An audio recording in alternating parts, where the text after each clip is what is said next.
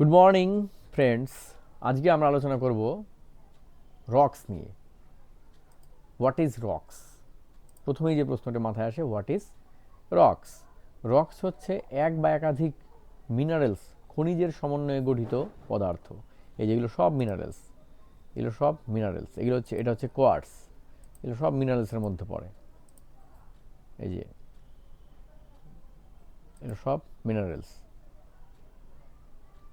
যত ছবি দেখছো, কোয়ার্টস, ম্যাগনেটাইট, মাইকা, গ্যালেনা, ক্যালসাইড, গার্নেট, অ্যাজুরাইড, অবসিডিয়ান, এগুলো সব হচ্ছে মিনারেলসের মধ্যে পড়ে। এই মিনারেলসগুলো দিয়ে যখন গ্রানাইট, ব্যাসল্ট, সেডিমেন্টারি রক বা মেটামরফিক সিস্ট, স্লেট এগুলো তৈরি হয়, তখন তাকে বলছি আমরা রক্স।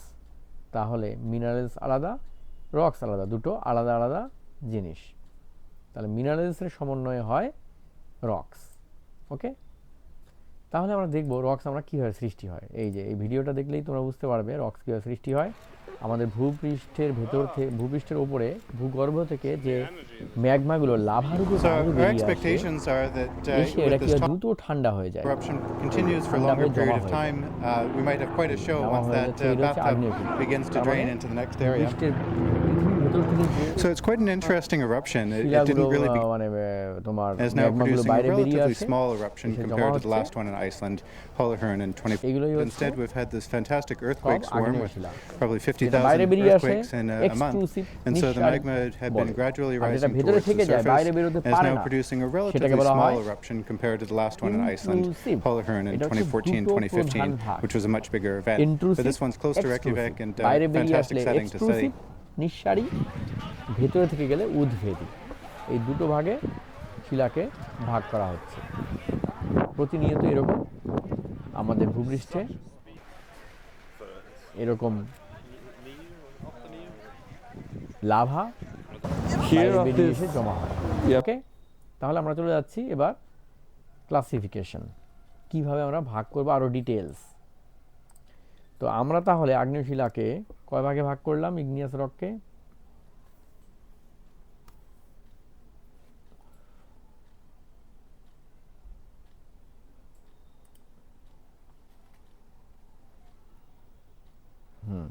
আমরা এখানে যদি একটা সুন্দর ভাগ করি,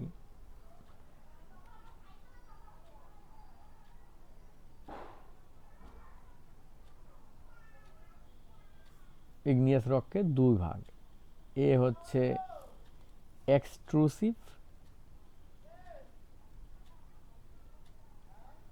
মানে নিঃসারী। আমরা যেরকম নিঃশ্বাস বের করে দেই, ঠিক তেমনি ভূপৃষ্ঠের ভেতর থেকে লাভাগুলো, ম্যাগমা লাভারূপে পৃথিবীর নিঃশ্বাস দিয়ে বাইরে বের করে দেয়, তাই এর নাম নিঃসারী, বাইরে বের করে দিচ্ছে তাই নিঃসারী। আর বি হচ্ছে ইন্ট্রুসিভ,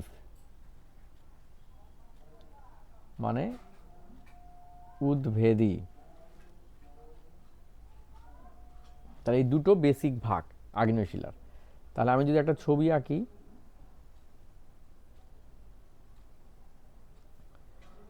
এই যে বাইরে বেরিয়ে আসে, মনে করো লাভারূপে বাইরে বেরিয়ে আসলো, তাহলে এই যে বাইরে বেরিয়ে এসে জমা হচ্ছে, এটা হচ্ছে নিঃসারী শিলা, এক্সট্রুসিভ, বাইরে বেরিয়ে আসছে, মানে নিচ থেকে বাইরে বেরিয়ে আসলো। এখানে আগ্নেয় ম্যাগমাগুলো আছে, ম্যাগমা চেম্বার থেকে বাইরে বেরিয়ে আসছে, এরকম বাইরে বেরিয়ে জমা হয়েছে, এটা হচ্ছে নিঃসারী। যেমন ব্যাসাল্ট, অ্যান্ডেসাইট, অবসিডিয়ান, এগুলো হচ্ছে নিঃসারী শিলার উদাহরণ। আরেকটা কি এবার? ইন্ট্রুসিভ, উদ্ভেদী, ভেতরে, ইন্ট্রু ভেতরে আছে, পৃথিবীর ভেতরে। এটাকে দু ভাগে ভাগ করা হয়েছে, এটাকে দুই ভাগ। এক হচ্ছে প্লুটনিক, মানে পাতালিক, পাতাল থেকে, পাতালিক ভেতরে রয়েছে, যেমন গ্রানাইট,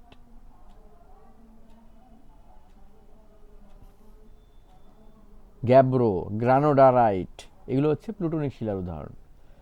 আর তার উপরে কে থাকে, আরেকটু উপরে আসলেই হাইপাবেসাল, উপপাতালিক।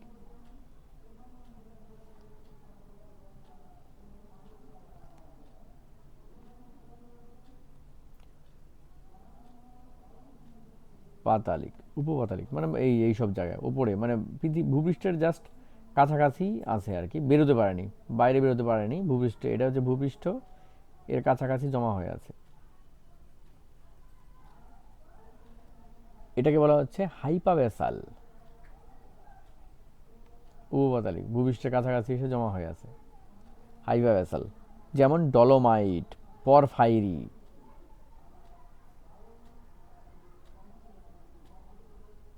পরফাইরি, এগুলো হচ্ছে হাইপাবেসালের উদাহরণ। ওকে, এবার এই আগ্নেয় শিলা যখন বেরিয়ে আসে তখন বিভিন্ন রকম ভূমিরূপ সৃষ্টি করে।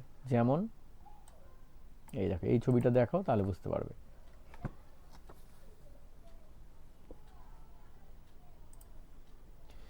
এই যে ভূপৃষ্ঠের এটা হচ্ছে ম্যাগমা চেম্বার, এখান থেকে বাইরে বেরিয়ে আসছে আসছে আসছে আসে, যেগুলো দুর্বল জায়গা পায় সেদিক দিয়ে যাওয়ার চেষ্টা করে।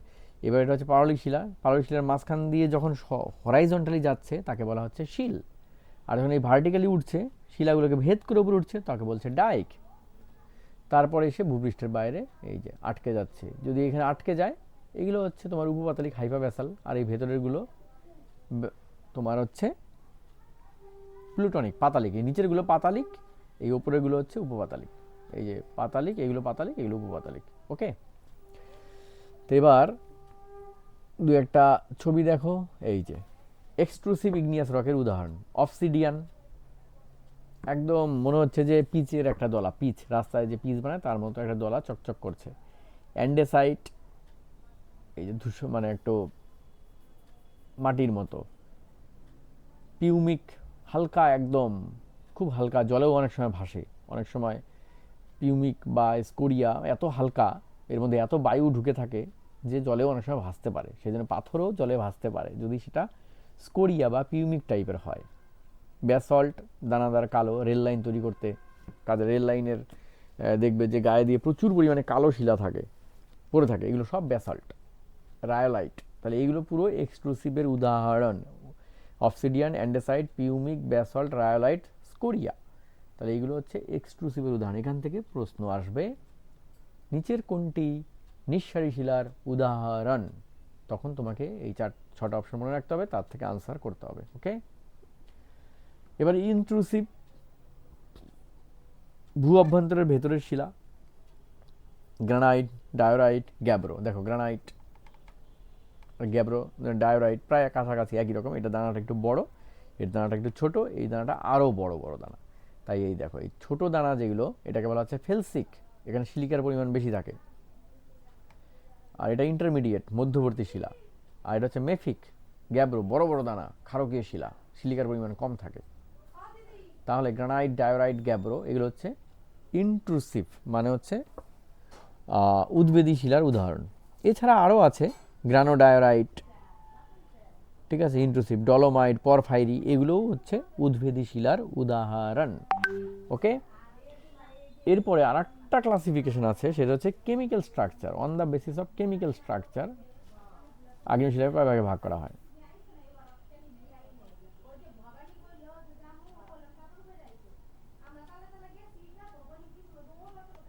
Chemical, on the basis of chemical structure, রাসায়নিক গঠন অনুযায়ী এটাকে আবার 4 ভাগে ভাগ করা হয়েছে।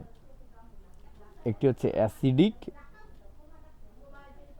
আম্লিক। অ্যাসিডিক মানে হচ্ছে আম্লিক শিলা, মানে যেখানে সিলিকার পরিমাণ মোর দেন 65, সিলিকার পরিমাণ মোর দেন 65 থাকবে, যেমন গ্রানাইট।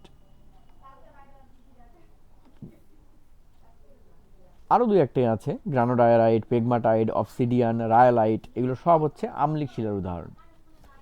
আর কি মধ্যবর্তী, হচ্ছে ইন্টারমিডিয়েট হচ্ছে মধ্যবর্তী, যেখানে সিলিকার পরিমাণ 55 থেকে 65% সিলিকা। যেমন উদাহরণ কি, ডায়োরাইট আছে, অ্যান্ডেসাইট আছে, পরফাইরি আছে, এগুলো সব হচ্ছে ইন্টারমিডিয়েটের উদাহরণ। আর সি কি আছে? সি হচ্ছে ক্ষারকীয়, বেসিক। 45 থেকে 55% থাকবে হচ্ছে সিলিকা, যেমন ব্যাসল্ট, গ্যাব্রো, ডলেরাইট, এগুলো হচ্ছে বেসিক ক্ষারকীয় শিলার উদাহরণ। আর ডি হচ্ছে অতি ক্ষারকীয়, hyper basic, ultra basic.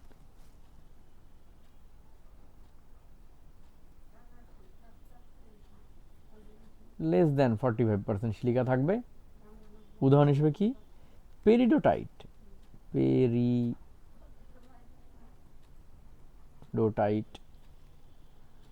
Kimberlite, এগুলো হচ্ছে উদাহরণ আলট্রা বেসিক, অতি ক্ষারকীয় শিলার উদাহরণ। তাহলে কেমিক্যাল স্ট্রাকচার কি এখানে কি বললাম? গ্রানাইট, গ্রানোডায়োরাইট,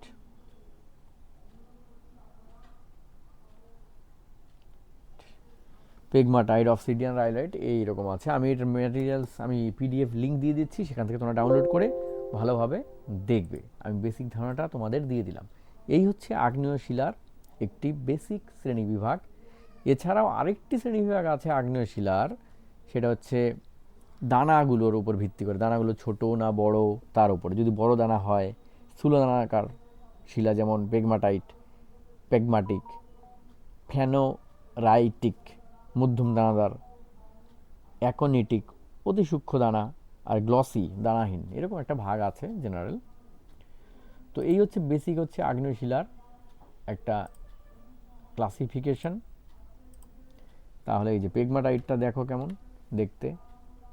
আচ্ছা, তোমরা তো ব্যাসাল্ট দেখালাম, গ্রানাইট দেখালাম, গ্রানোডায়োরাইট দেখালাম, পরফাইরি দেখেছি, গ্যাব্রো দেখিয়েছি। ওকে, আর একটা জিনিস আমি বলে দেই, সেটা হচ্ছে দানার ওপর ভিত্তি করে উদাহরণ যদি তোমাদের মনে রাখতে হয়, তাহলেই দেখো একদম সূক্ষ্ম দানা, খুব সূক্ষ্ম দানা, দানা বোঝাই যাচ্ছে না, ব্যাসল্ট।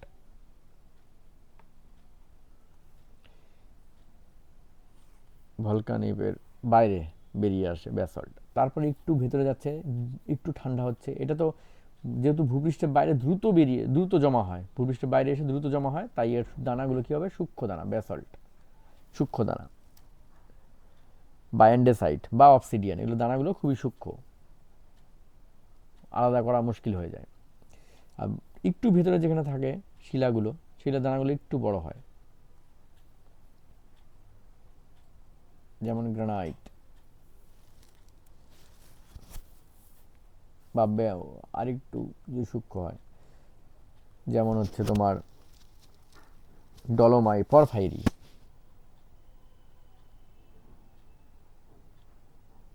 আরেকটু বড় দানা গ্রানাইট, আরো বড় দানা যেমন চকলেটের মধ্যে আইসক্রিমের মধ্যে যেরকম বাদামগুলো ঢুকে থাকে, এরকম বড় বড় দানা পেগমাটাইট, বা বড় বড় এরকম দানা ঢুকে থাকে গ্যাব্রো টাইপের, এরকম থাকতে পারে আর কি। তাহলে সূক্ষ্ম থেকে যত ভেতর দিকে যাচ্ছি দানাগুলো বড় হয়ে যাচ্ছে আগ্নেয় শিলার। এটা হচ্ছে আগ্নেয় শিলার একটা বিশেষ বৈশিষ্ট্য।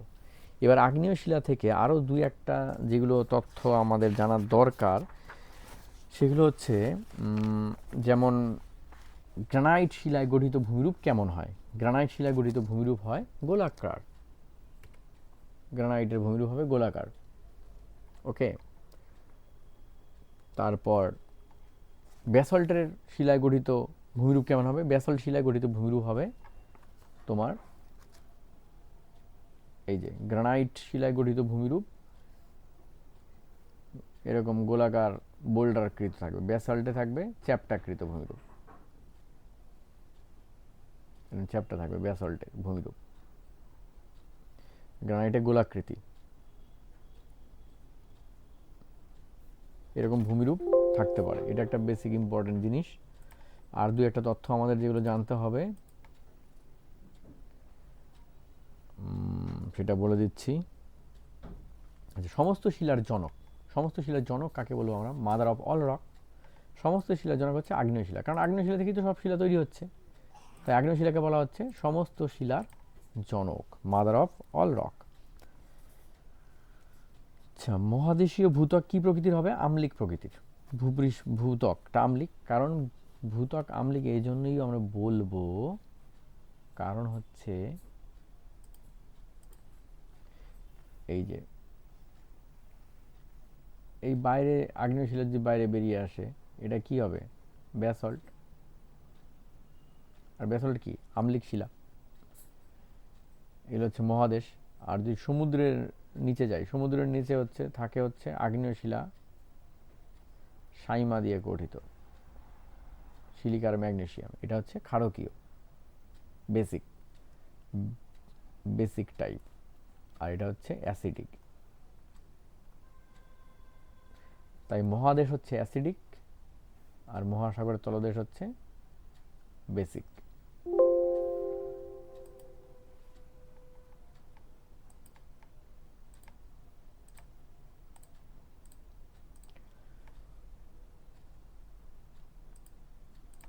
আর দুই একটা তথ্য আমি বলে দিচ্ছি যাতে তোমাদের সহজ হয় পরীক্ষার হলে প্রশ্ন সলভ করতে, যে ধরনের প্রশ্ন পরীক্ষায় আসতে পারে।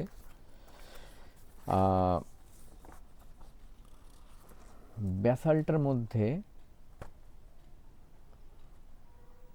এক ধরনের গর্ত থাকে ছোট ছোট। তুমি যদি ট্রেন লাইনের ওখানে যাও, একটা রক্স দেখবে, কালো যে রক্সগুলো সেখানে এরকম গর্ত গর্ত থাকে। এখানে কি হয়, যখন রক্সটা জমা হয়, দ্রুত ঠান্ডা হয় যখন, তখন এখানে বায়ু ঢুকে থাকে, তাই শিলার মধ্যে এরকম গর্ত গর্ত থাকে। এটাকে বলা হয় ভেসিকুলার স্ট্রাকচার। ভেসিকুলার স্ট্রাকচার, এটা একটা ইম্পর্টেন্ট জিনিস। আচ্ছা, দিল্লির লাল কেল্লা কোন পাথর দিয়ে তৈরি? দিল্লির লাল কেল্লা কিন্তু বেলে পাথর দিয়ে তৈরি। আচ্ছা, এছাড়া আর দু একটা জিনিস তোমাদের জানতে হবে, সেটা হচ্ছে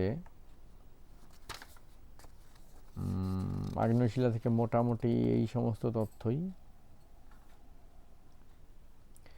গ্রানাইট, ব্যাসল্ট হয়ে গেল এগুলো। আচ্ছা ঠিক আছে, ওকে ওকে, এইটুক এই এই এই ওকে। এবার আমি দুই একটা কোশ্চেন দেখাচ্ছি, ওকে, যে কী কী ধরনের প্রশ্ন এখান থেকে থাকতে পারে। তাহলে চলে যাই আমি প্রশ্নে, সরাসরি এমসিকিউ টাইপের প্রশ্ন, যেটা পরীক্ষা হলে তোমাদের থাকবে। 30 কোশ্চেন আনসার করতে হবে তোমাদের। সেই 30 কোশ্চেনের মধ্যে তোমার শিলা থেকে 2-3টা কোশ্চেন থাকতে পারে। আগ্নেয় শিলা, পারলিক শিলা, রূপান্তরিত শিলা। তাহলে আমি আলোচনা করছি আগ্নেয় শিলা নিয়ে। এই দেখো এখানটায়, ভূপৃষ্ঠের কোন শিলা সর্বাধিক পাওয়া যায়? সর্বাধিক পাওয়া যায় কাদা পাথর। আচ্ছা, এদিকে চলে যাই অন্য কোশ্চেনে। আচ্ছা, নিচের কোন শিলা আম্লিক প্রকৃতির? এই কোশ্চেনটা, হ্যাঁ, নিচের কোন শিলা আম্লিক প্রকৃতির? অ্যাসিডিক। Acidic granite. ঠিক আছে, ঠিক বলছি তো? তোমাদের এই পর্যন্ত যে আলোচনা করলাম, আম্লিক শিলা গ্রানাইট, তাহলে এখানে গ্রানাইট আম্লিক শিলা। নিচের কোন আদি শিলা প্রাইমারি রক নয়? কোনটি আদি শিলা নয়? গ্রানাইট তো আদি শিলা, ব্যাসল্ট আদি শিলা, অবসিডিয়ান আদি শিলা, কাদা পাথর আদি শিলা নয়। নিচের কোন শিলা অ্যাসিডিক? ওটা তো বললামই। আচ্ছা, আবার হতে পারে নিচের কোন শিলা ক্ষারকীয়, বেসিক শিলার অন্তর্গত? এই যে নিচের কোন শিলা ক্ষারকীয়, তাহলে বেসিক কোনটা হবে? অভ্র, হর্নব্লেন্ড, অলিভিন, ফেলসপার। তাহলে শিলার নাম একটু জানতে হবে। তাহলে বেসিক শিলার উদাহরণ ব্যাসল্ট, গ্যাবলো, ডোলোরাইট, এই ধরনের। ঠিক আছে, তাহলে হর্নব্লেন্ড। আচ্ছা, ম্যাগমা মূলত, আচ্ছা এটা চলে যাই। তারপর আরও দুই একটা আগ্নেয় শিলা দেখি। এখানে যেহেতু মিক্স করা আছে পারলিক শিলা, আগ্নেয় শিলার কোশ্চেন, সবার শেষে আমি এটা দেব, যাতে আগ্নেয় শিলা, পারলিক শিলা, রূপান্তরিত শিলার আনসারগুলো একসঙ্গে করা যায়। আগ্নেয়গিরির ছাই থেকে কোন জাতীয় শিলা তৈরি হয়? এই যে আগ্নেয়গিরির ছাই, একটু আগে বললাম যে ভেসে বেড়ায়, ভাসবে। গাব্রো, টুফ, রায়োলাইট, রামশিলা। আগ্নেয়গিরির ছাই থেকে টুফ জাতীয় শিলা তৈরি হয়। ওকে, এই তো এরকম তোমাদের এমসিকিউ টাইপের কোশ্চেন থাকতে পারে। আমি একটা করে চার্ট দেব এমসিকিউ, সেটা একটু তোমরা সলভ করবে এবং দেখবে আনসার কি সহ দেব। ওকে, থ্যাংক ইউ।